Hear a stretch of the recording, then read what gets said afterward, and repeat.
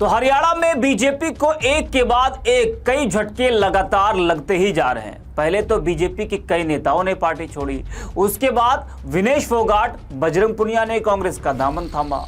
वही अब जो राम को लाए हैं हम उनको लाएंगे गाना गाने वाले कन्हैया मित्तल कांग्रेस में शामिल होने जा रहे हैं। यह बीजेपी के लिए बहुत बड़ा झटका है। आज हम इसी पर करेंगे बात। नमस्कार, 4 PM पर आप सभी का स्वागत है। जब भी कोई चुनाव होता है तो बड़ी भागम भाग मचती है, दल बदलने का दौर जारी हो जाता है।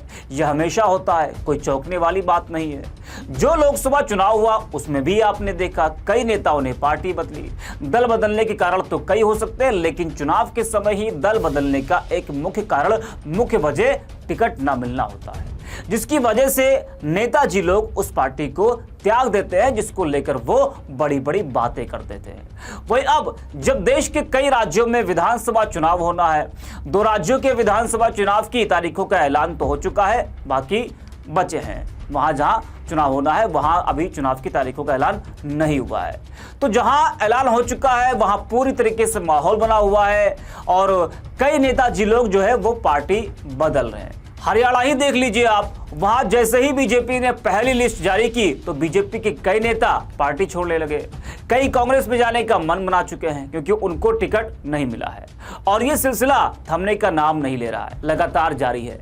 मशहूर गायक जिनके एक नहीं कई गाने हैं जो आप लोग भी कई मौकों पर गुनगुनाते होंगे और आज भी गुनगुना ही रहे होंगे। इस साल और 2023 के आखिर में वो गाना बहुत तेजी से चला जो अभी भी चल ही रहा है। जी हाँ, जो राम को लाए हैं हम उनको लाएंगे, योगी जी आए हैं योगी जी आएंगे। इन गानों को गाने वाले गायक कन्हैया मित्तल, गाने के नाम से ही आप लोग पहले ही समझ गए होंगे कि हम इन्हीं की ही बात करने वाले हैं।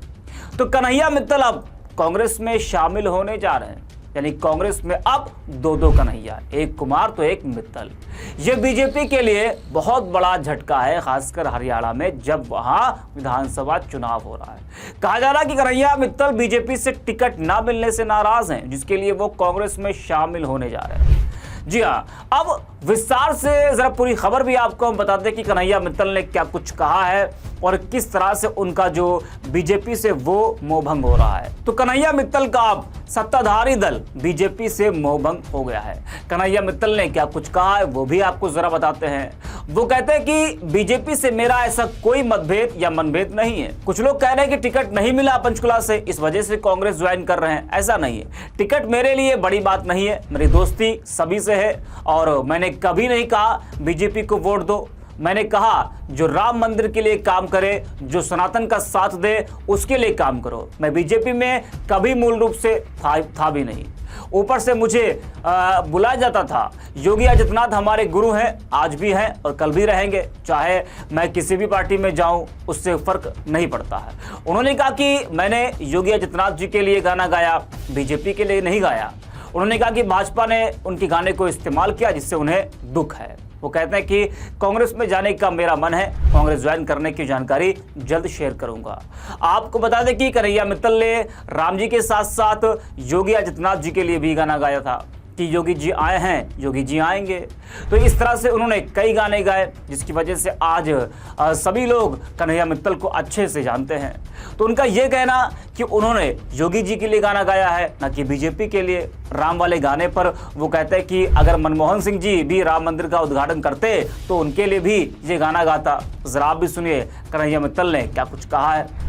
आज सुबह हमारे एक मित्र का फ़ोन आया और मैंने उनसे मन की बात कही कि मैं हो सकता है कांग्रेस ज्वाइन करूं, क्योंकि मुझे लगता है कि सनातन की बात करने वाला एक ही दल ना हो, हर दल से सनातन की बात हो, हर किसी की मदद करने के लिए हर दल से बात हो। और इसीलिए मन में इच्छा हुई कि हम कांग्रेस ज्वाइन करें। और भाजपा से हमारा कोई ऐसा मतभेद या मनभेद नहीं है। कुछ लोग कह रहे हैं टिकट नहीं मिला पंचकुला से तो इसलिए कांग्रेस ज्वाइन कर रहा है, ऐसा कुछ भी नहीं है। और टिकट अगर चाहिए होती तो मैं कुछ लोगों से बात करता और ले आता, कोई बड़ी बात नहीं है टिकट मेरे लिए। लेकिन मेरा विचार जो है, मेरी मित्रता है सबसे। मैंने कभी नहीं कहा कि भाजपा को वोट दो, हमने यही कहा कि जो राम मंदिर के लिए काम करे, जो सनातन के लिए काम करे, उसका साथ दो। और उसके लिए अगर हमें कहीं पर भी बैठ के हम उस काम को कर सकते हैं। आप अपनी तपस्या सड़क पर भी कर सकते हैं तो हिमालय पर भी कर सकते हैं, पानी में भी कर सकते हैं तो अग्नि पे भी कर सकते हैं। ज़रूरी नहीं कि आप एक ही दल में रहकर आप अपनी तपस्या करो। और मैं तो कभी भाजपा में मूल रूप से था भी नहीं। हाँ, ऊपर से मुझे बुलाया जाता था कि आप आइए हमारे यहाँ, जो राम को लाए हैं वो भजन गाइए। और वो भजन भी आप सुनेंगे तो उसमें कहीं भाजपा का नाम नहीं, उसमें महाराज जी हमारे गुरु हैं योगी आदित्यनाथ जी, उनके लिए हमने वो गाया।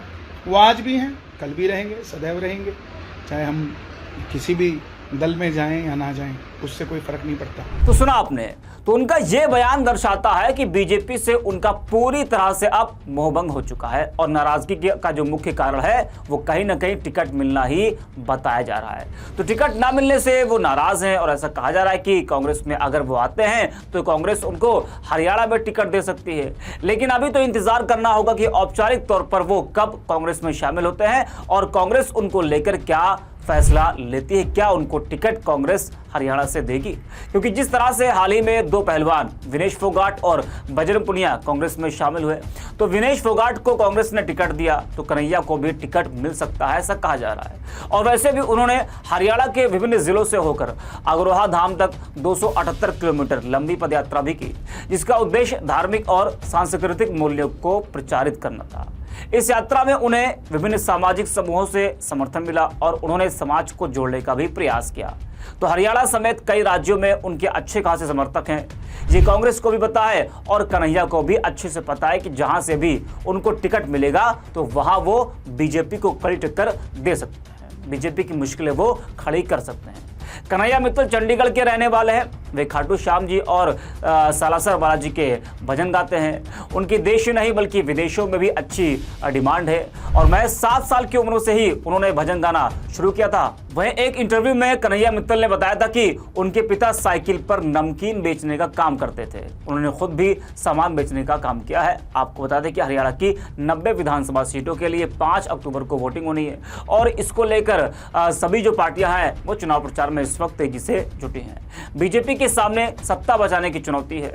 वही लगातार पार्टी के नेताओं के इस्तीफे से इस बार बीजेपी का हरियाणा में सत्ता बचा पाना बहुत मुश्किल लग रहा है।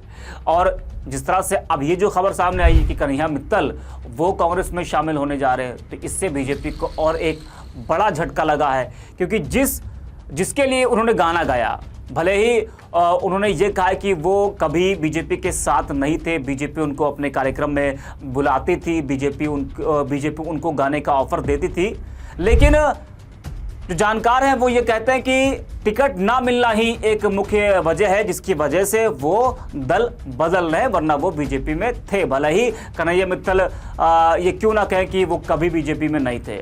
और उन्होंने तो ये भी कहा कि जो है अगर मनमोहन सिंह जी होते तो उनके लिए भी मैं ये गाना गाता। आपने कई मौक़ों पर देखा होगा कि योगी जी के लिए भी उन्होंने गाना गाया। आपने कई बार देखा होगा कि जब योगी आदित्यनाथ से और भी बीजेपी के कई नेताओं से कन्हैया मित्तल ने मुलाकात की। अब ये तस्वीर ज़रा आप देखिए, मुख्यमंत्री योगी आदित्यनाथ के साथ जो कन्हैया मित्तल है वो नज़र आ रहे हैं। तो इस तरह से कई मौक़ों पर बीजेपी के कई नेताओं के साथ यूपी के मुख्यमंत्री योगी आदित्यनाथ के साथ वो नज़र आए। तो उस वक्त ये कहा जा रहा था कि कन्हैया मित्तल बीजेपी के हो चुके हैं, लेकिन अब उन्होंने ये ऐलान कर दिया, ये बता दिया कि वो बीजेपी के साथ कभी नहीं थे और वो कांग्रेस पार्टी जल्द ज्वाइन करने वाले हैं। इस वीडियो में इतना ही। आप देखते रहिए 4PM।